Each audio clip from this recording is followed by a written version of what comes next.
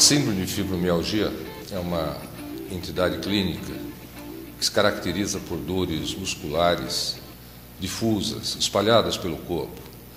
Dizemos que essa doença ela é definida quando as dores acontecem tanto acima como abaixo da cintura e tanto à direita como à esquerda do corpo. É uma situação crônica de tratamento difícil. Afeta principalmente mulheres, mas pode afetar também o homem e também a criança. Acontece mais na mulher entre os seus 30 e 50 anos. Ela pode acontecer de uma maneira primária, sozinha, sem outros componentes de doença, mas pode acompanhar, por exemplo, um paciente que já tem artrite reumatoide, que já tenha lúpus ou outra situação clínica. Além das dores musculares, a pessoa que tem a fibromialgia ela pode ter dores regionais, dores nas articulações temporomandibulares, podem ter problemas de intestino ou cólon irritável, alterações estas de dor abdominal, alteração do trânsito do intestino, dificuldade para evacuar, diarreias, coisas assim. E na mulher pode acontecer também a dor pélvica.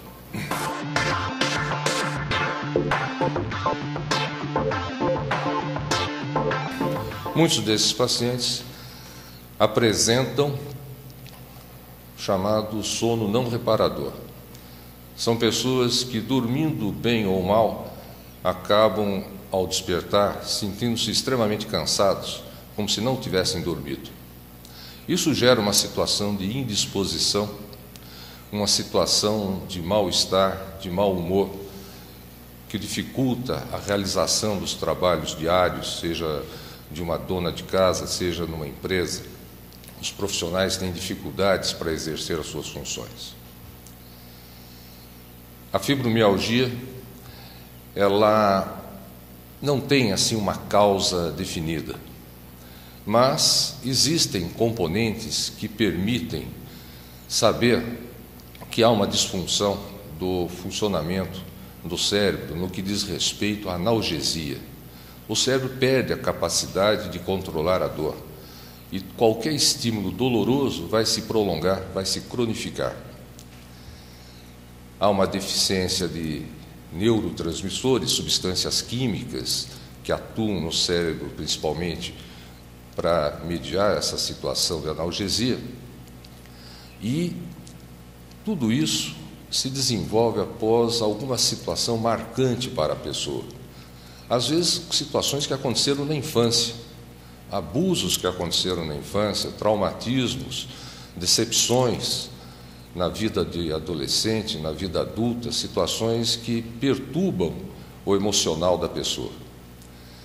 Essas pessoas desenvolvem esse quadro, e esse quadro ele persiste e se perpetua porque a nossa medicina não tem exatamente um tratamento pontual para a fibromialgia.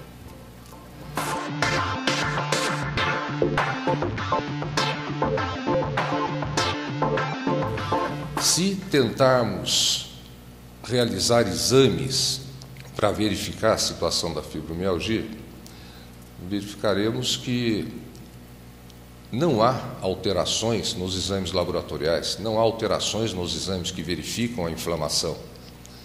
Se tentarmos usar os exames de imagem, a ressonância magnética, a tomografia, a eletromiografia, também não mostrarão alteração.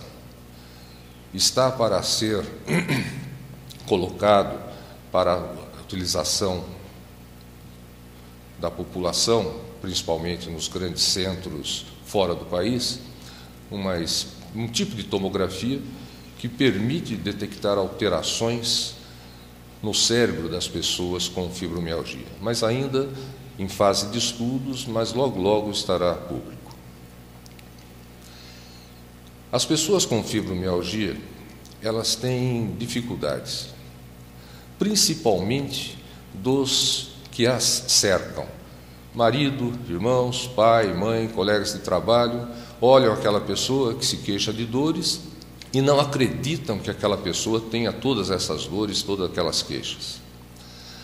Então é fundamental que quando um paciente procura um médico e esse médico pensa em fibromialgia, tem que ser um médico que tenha disposição para ouvir, para perguntar e ouvir, e entender e aceitar o que aquele paciente está dizendo. O paciente não está inventando, ele está em sofrimento.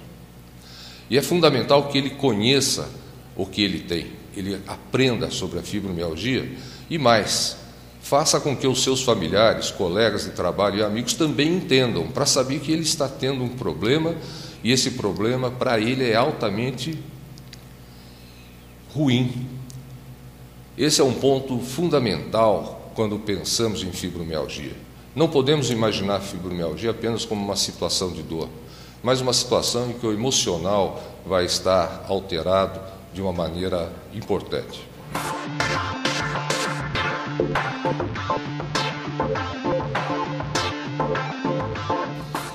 Existem tratamentos não medicamentosos que devem ser incorporados ao tratamento desses pacientes. Nenhum deles individualmente vai trazer resultados, mas o paciente que puder ter assistência de um psicólogo que oriente e ajude numa terapia cognitiva vai ser de extrema valia. Se esse paciente tiver condições de se submeter a massagens relaxantes, terá o seu ponto positivo. A acupuntura ajudará no controle das dores, não de uma maneira total, mas melhorará em muito a situação desses pacientes. A terapia ocupacional, o fisioterapeuta, todos os profissionais que atuando no seu âmbito vão melhorar a condição dessas pessoas. O médico, ele tem que ser o ouvinte, o orientador e aquele que vai nortear o tratamento da fibromialgia. Existem medicamentos e aí a gama é muito grande. Cada paciente tem que ser tratado individualmente. Não existe uma receita de bolo para tratar a fibromialgia. Há pacientes que vão se dar bem com um anti-inflamatório e muitos não terão efeito algum. Relaxantes musculares poderão ser usados e como há uma necessidade de propiciar ao cérebro que exista mais a presença de neurotransmissores como a serotonina e a noradrenalina, certos antidepressivos poderão ser usados com o objetivo de ajudar na regularização das fases do sono e também ajudando a diminuir a intensidade das dores. Não são todos os antidepressivos que terão esse efeito. Medicamentos usados para tratar as dores neuropáticas, como alguns anticonvulsivantes, tipo gabapentina, como pregabalina, são medicamentos úteis e podem ser usados por períodos adequados para ajudar a diminuir a intensidade das dores.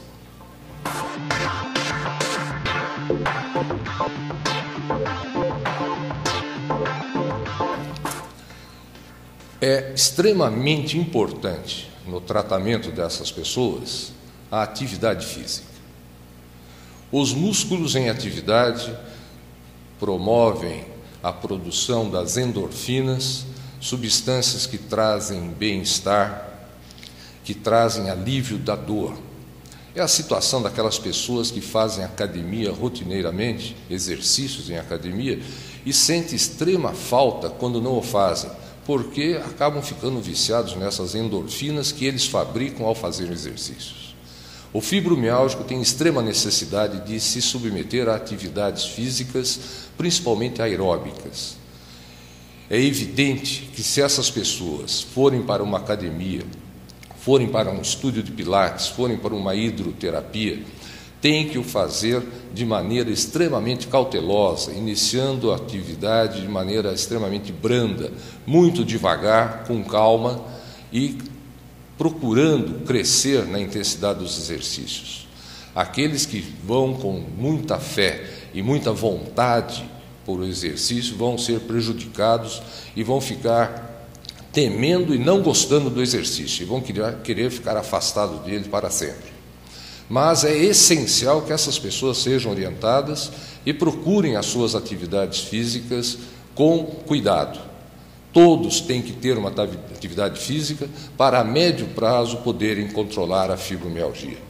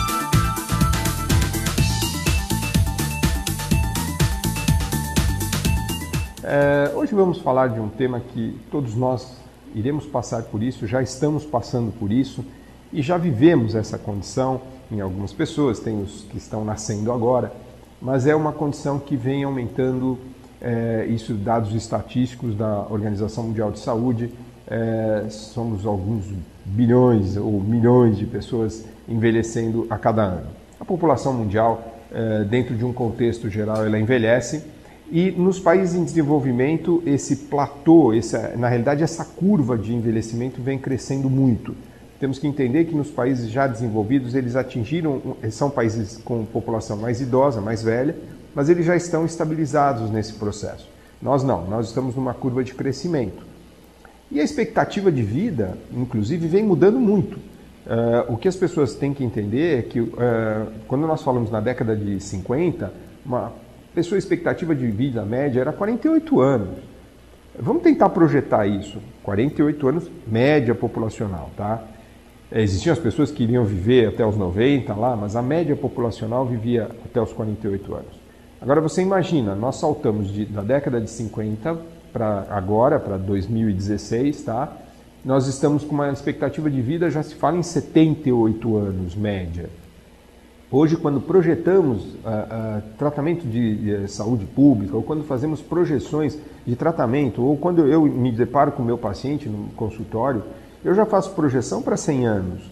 Nós pensamos nisso, nós temos que pensar nisso. E pensar nisso com cuidados preventivos. Nós temos que pensar nisso com atitudes preventivas. Não esperar os problemas surgirem, não esperar a situação ficar tão complicada para que depois você não consiga reverter.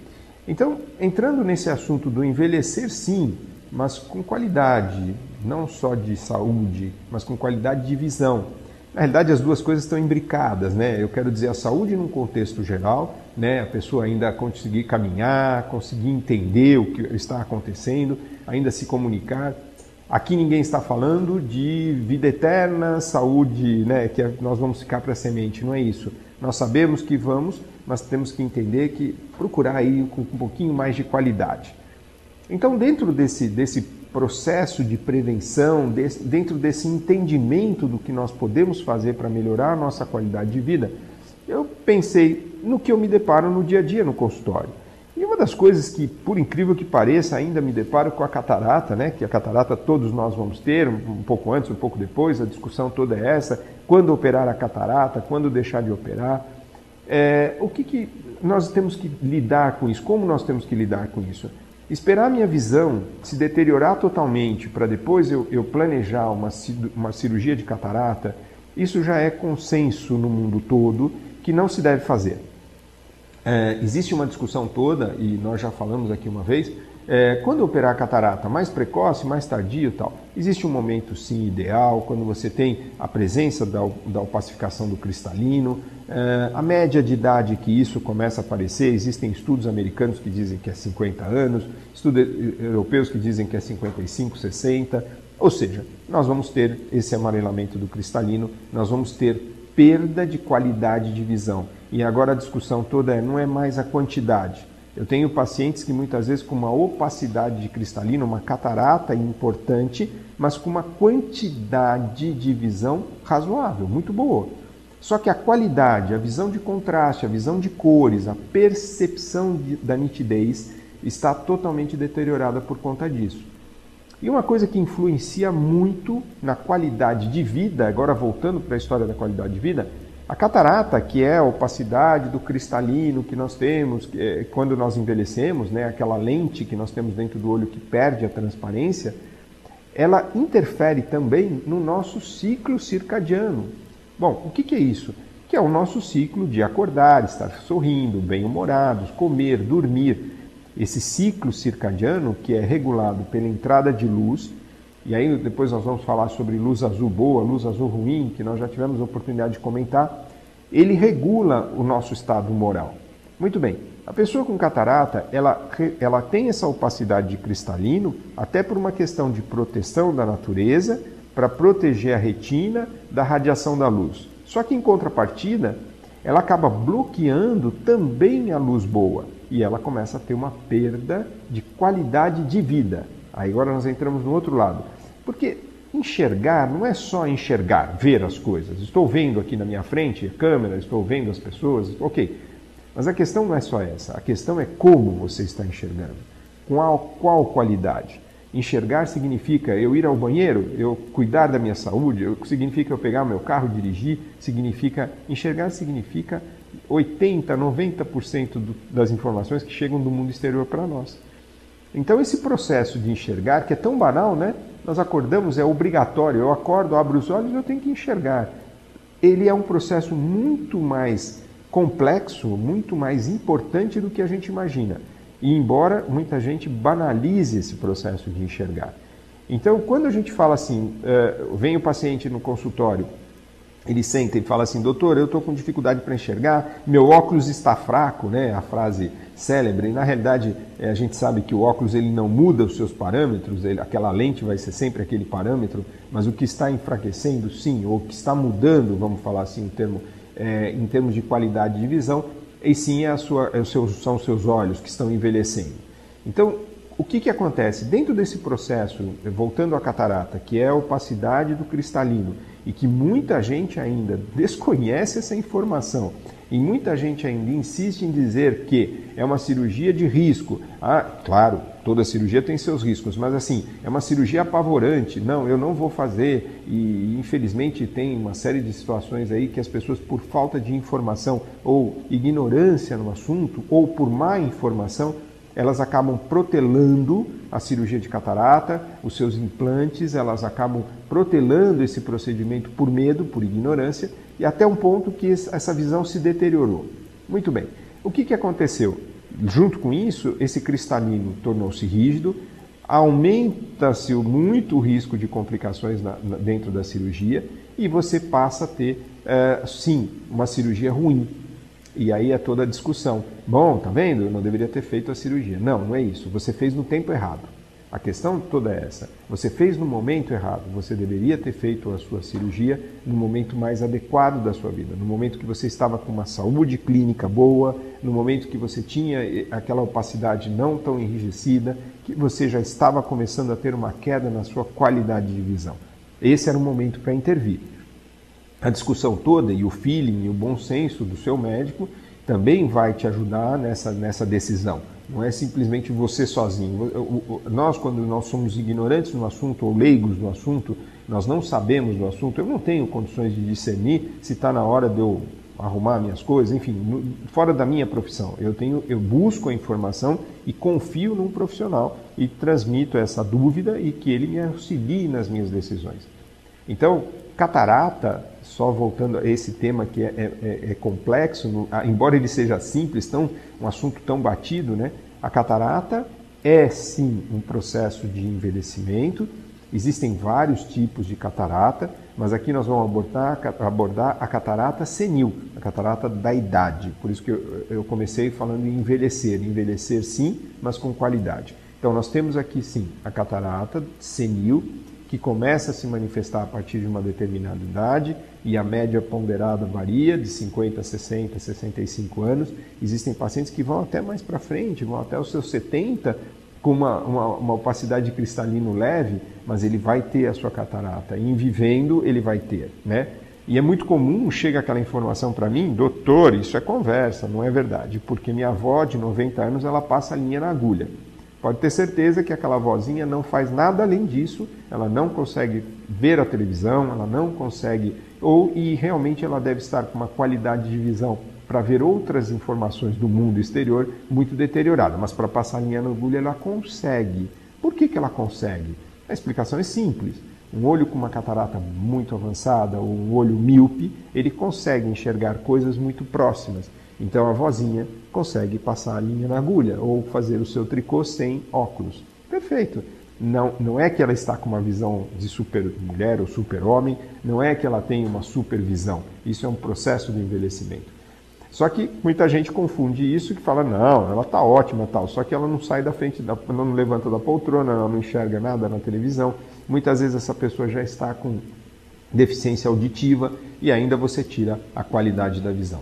Então, catarata é uma opacidade do cristalino que nós temos a partir de uma determinada idade, tá? E nós temos que pensar na intervenção da catarata, não deixar isso evoluir. Por enquanto, vão vir coisas novas, mas por enquanto não existe ainda nada que a gente possa fazer em termos de colírios. Se acreditava na década de 90 que o uso dos colírios, 80, 90 colírios, poderiam melhorar, impedir o aparecimento da catarata. Depois se entendeu que não tinha realmente solução nenhuma em relação a isso. E hoje a melhor forma de você conduzir o seu problema de catarata é um tratamento cirúrgico. Então, um alerta a todos que estão aí ouvindo, não deixem a situação degringolar, não deixe a situação evoluir a tal ponto que depois você, para um tratamento cirúrgico, aumenta o seu risco de complicação. E nós vamos ainda falar um pouquinho mais sobre isso no próximo bloco, a respeito do envelhecer e os problemas de saúde que nos cercam e quando é o momento mais ideal, inclusive a mudança de conceito na intervenção da catarata dentro dessas patologias.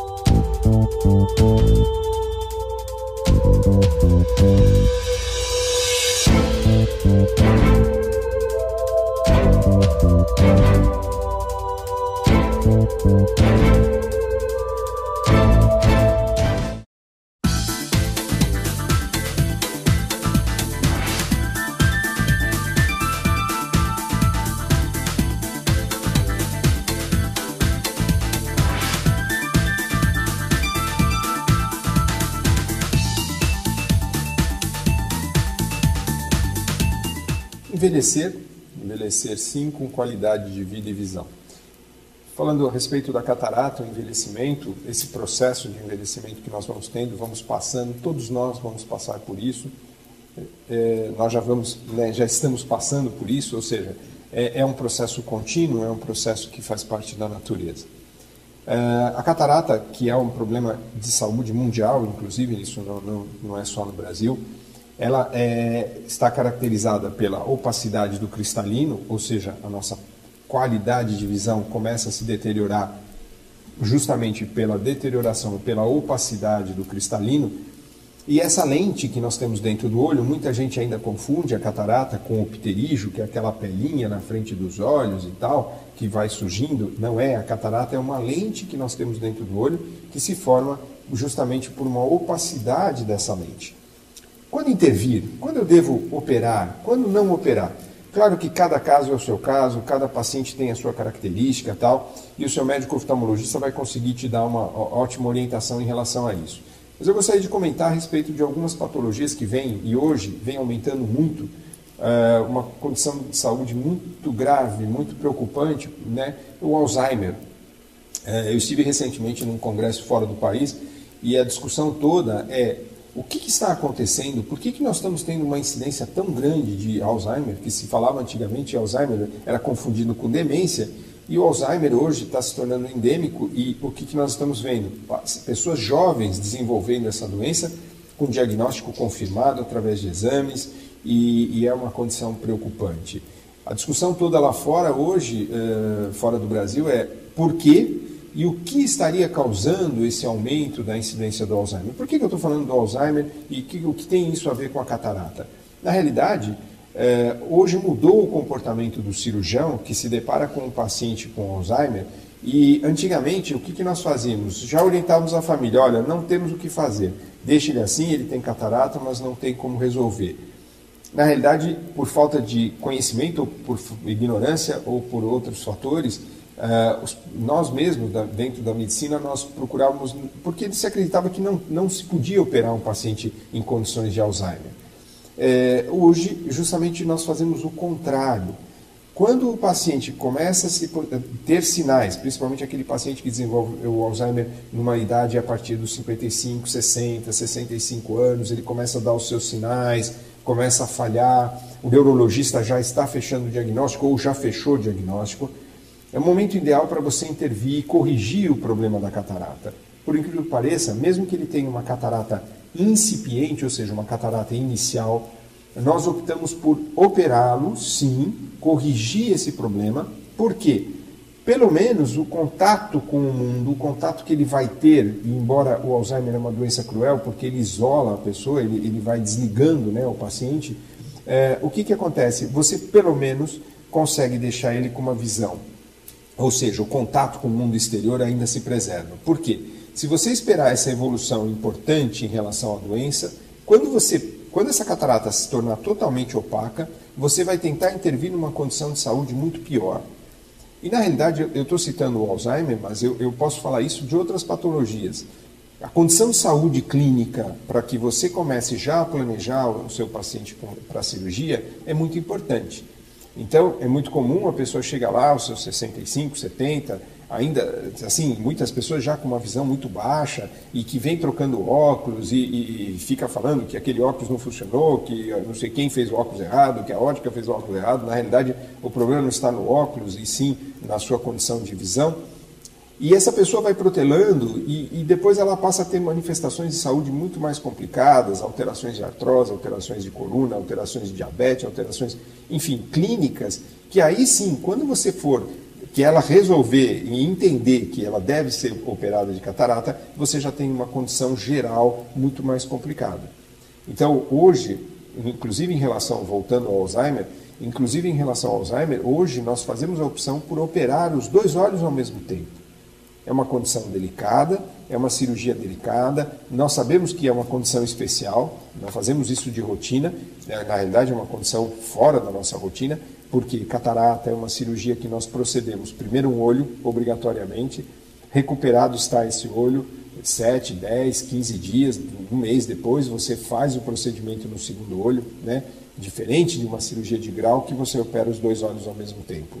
A catarata é sempre um olho separado do outro. Mas, em casos especiais como o Alzheimer, por exemplo, ou como a demência senil, inclusive, nós optamos por proceder nos 2 olhos, até por uma questão de segurança de sedação do próprio paciente, e você passa por um pós-operatório só para os 2 olhos.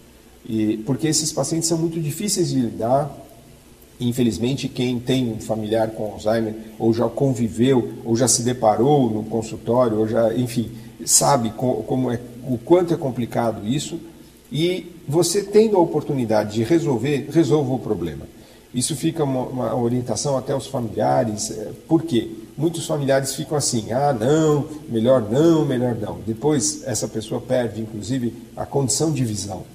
E ela já é uma pessoa que já está se desconectando. E não enxergar riscos de cair, riscos de se machucar, aumentam muito os riscos, tá? Faça um teste com você mesmo, né? Tampe os seus olhos, ou procure ficar com uma baixa visão, você vai ver como que é complicado a sua vida. Então, o que a gente tem tentado orientar? Não espere, não protele muito. A partir do momento que o seu médico oftalmologista orientar e falar, olha, você tem um quadro que já tem uma indicação cirúrgica, tá? Você faça o procedimento. Por quê? Dali para frente você vai ter realmente uma piora. Dentro das cirurgias de catarata, o que nós sabemos hoje, que a tecnologia mudou muito, né? Outro dia conversava numa roda, num congresso, falávamos assim, puxa vida, e da minha geração de oftalmologista, as novas gerações não, mas as gerações mais antigas de oftalmologista, que faziam o procedimento, uma técnica chamada extracapsular, depois veio a intracapsular, são técnicas de cirurgia. Mas nós falávamos assim, lembra quando a gente tinha que internar o paciente 1 semana, 5 dias antes, depois tinha que operar, a cirurgia demorava 3 horas para fazer, 2 horas e meia, depois você tinha que ficar mais 5 dias internado. Quer dizer, hoje, quando eu transmito essa informação para um jovem oftalmologista, isso parece surreal, né? Mas o hiato de tempo dessa evolução tecnológica foi pequeno. Se a gente jogar na linha histórica, é uma evolução muito grande. Hoje o paciente opera pela manhã, 3 horas depois já tira o seu protetor, já começa a ter uma visão, você consegue ter bons resultados sem uso até de lentes de óculos depois da cirurgia, você consegue, tem pacientes que já fazem o seu primeiro pós-operatório, vêm dirigindo sozinhos com uma boa qualidade de visão. Então, a discussão toda não é mágica, não existe cirurgia risco zero, muito se vende essa imagem de que é uma cirurgia simplesinha, né, doutor? 5 minutinhos, né? Não tem nada de simples, é uma cirurgia muito complexa, é uma cirurgia delicada, nós vamos proceder dentro dos olhos, não existe nada de simples. O que sim existe, a simplificação da cirurgia através da tecnologia. Isso é outra discussão. Então, é muito fácil, você chega para um piloto de jato e fala para ele, é simplesinho, né? Você coloca aquele jato lá no ar com 400 pessoas, 300 pessoas no ar, é tudo simples, né? Não tem nada de simples. É uma operação muito complexa, é uma operação que envolve riscos, é uma operação que envolve uma série de logísticas, só que para nós que sentamos no banco do passageiro, é tudo simples, até mágico. Viajamos, nos deslocamos, andamos 10 mil quilômetros, 20 mil quilômetros, cruzamos o mundo, né, em horas dentro de um jato comercial. Então, o fato de estar simplificado para nós passageiros não significa dizer que o processo é banal. E isso fica um alerta à população. É muito comum essa banalização das coisas, não é banal. Você está indo sim para uma cirurgia de catarata, uma cirurgia delicada, uma cirurgia complexa, e que tudo foi feito, né, dentro do procedimento, dentro dessas novas tecnologias, para que simplifique-se o processo. Eu não sei se eu consigo transmitir isso para vocês, mas a simplificação do processo não significa banalização do processo. Infelizmente aconteceu recentemente um problema com cirurgias de catarata, e isso foi divulgado amplamente pela mídia e ficou uma coisa horrível, porque se taxou que toda cirurgia de catarata o paciente vai perder a visão. É um negócio horroroso. Aquilo foi uma situação específica, nós não vamos entrar em detalhes aqui, sabemos o que aconteceu tecnicamente, só que isso foi discutido inclusive amplamente nos congressos de oftalmologia. Só que inclusive orientações do nosso Conselho Brasileiro de Oftalmologia para que evitemos esses mutirões, porque tem que se tomar muito cuidado, porque aí veio a banalização do processo, simplificação do processo para que o paciente se recupere rápido, vá bem, assim como quando ele faz uma cirurgia laparoscópica, incrível, né? Faz uma cirurgia laparoscópica e no dia seguinte já está em casa, no abdômen, por exemplo. E nos olhos essa evolução também aconteceu. Só que não significa dizer que é uma cirurgia banal, é uma cirurgia delicada, complexa. Então, quando você faz a sua opção e confia no seu médico oftalmologista para entregar os seus olhos e falar, bom, eu tenho uma catarata, eu vou resolver o meu problema, tá? Tenha certeza que tudo está sendo feito dentro do maior rigor técnico para que você tenha uma ótima recuperação. Hoje, inclusive, com o advento do laser de Fenton II, que a gente usa para fazer a cirurgia de catarata, o que acontece? Esse procedimento se tornou mais preciso ainda. Hoje, quando nós fazemos uma parte da nossa cirurgia de catarata utilizando o laser de Fenton II, nós conseguimos uma precisão cirúrgica muito maior através do laser. O laser de Fenton II é uma coisa assim que realmente veio a revolucionar mais uma vez a cirurgia de catarata, que vinha dentro já de um processo de evolução com a técnica de facoemulsificação, esse é o nome técnico da cirurgia de catarata, tá? Extrair o cristalino através do ultrassom, vamos dizer assim. E hoje o advento do laser já veio para ficar, o Excimer Laser vem para ficar, nos dando uma precisão, uma qualidade cirúrgica muito melhor. Todos têm acesso a isso? Não, infelizmente, realmente não tem, mas é uma tecnologia que já está disponível, nós fazemos isso já no nosso dia a dia, dentro das nossas cirurgias de catarata, e com bons resultados, vamos dizer assim, tá? O ótimo nunca a gente consegue, a gente sempre fala bons resultados, né? O ótimo deixa para que o paciente que foi operado dê esse testemunho, mas a gente tenta sempre procurar o melhor para que você tenha uma boa qualidade de visão. Então, em relação à catarata, uma orientação, um alerta, não espere o seu estado de saúde deteriorar para que depois você faça o procedimento, e para as pessoas que ainda dependem de acompanhamento familiar, que são aquelas pessoas mais idosas que passam por essa decisão, não por elas mesmas, e sim por familiares, atenção aos familiares. Não olhem essa pessoa mais idosa como uma pessoa descartável e que, não precisa enxergar, está com idade, deixa ela lá, tal. Não é assim que funciona. Tá? Um dia todos nós chegaremos lá. E procuraremos chegar com qualidade de vida e com qualidade de visão. Partiremos, sim, mas tentar partir realmente com uma boa qualidade de visão. Então isso é um alerta que a gente tem feito e eu me deparo cada dia mais dentro do consultório, apesar de todo esse bombardeio de informações da mídia, todo mundo tem acesso à mídia eletrônica, todo mundo tem acesso ao smartphone, mas por incrível que pareça, esse assunto ainda volta, eu me deparo com aquelas pessoas totalmente desinformadas e que olham para mim assim e falam, nossa, eu não sabia, ou então, né, eu não entendia que era dessa forma. Então fica só como uma orientação. Vamos cuidar dos nossos olhos, vamos cuidar das pessoas que estão mais idosas e procurar lhe dar uma qualidade de visão melhor para que elas possam continuar a sua caminhada com uma melhor perspectiva.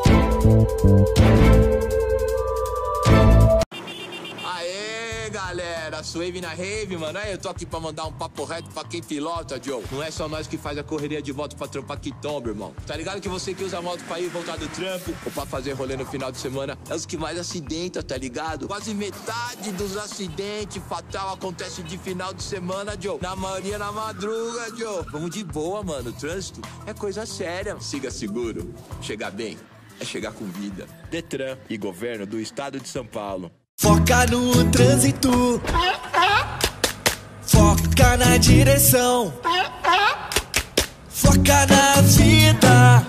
94% dos acidentes com morte são causados por falha humana. Dirigir exige 100% da sua atenção. Não vacila. Se beber, não dirija. Não use celular ao volante. Respeite os limites de velocidade e use o cinto também no banco de trás. Foca no trânsito, Detran e Governo do Estado de São Paulo. Foca no trânsito.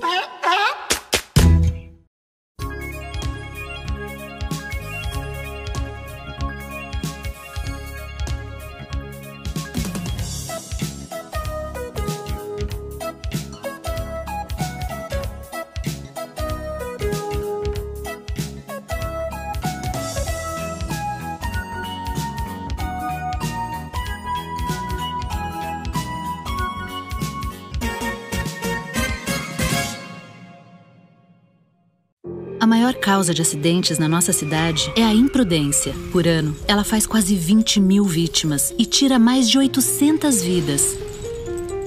São mais de 2 mortes por dia. E você sabia que 93% dessas mortes são causadas por homens? Multas, radares e orientações diminuem o problema, mas a solução é você mudar de atitude. Seja prudente e dirija com mais respeito à vida. Imprudência zero. Prefeitura de São Paulo.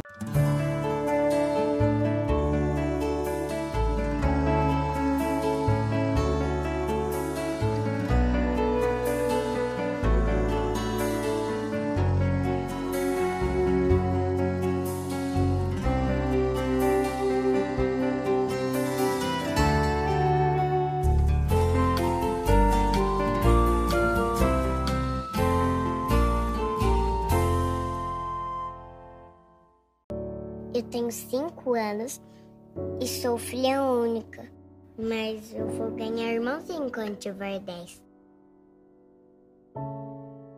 Esse é meu pai. E ele vai me matar quando fizer 16. É que ele gosta de correr na estrada e ele corre muito. Minha mãe e meu irmão também vão se machucar, mas eles não vão morrer. Minha mãe nunca vai perdoar ele. Quem sou eu? A estatística.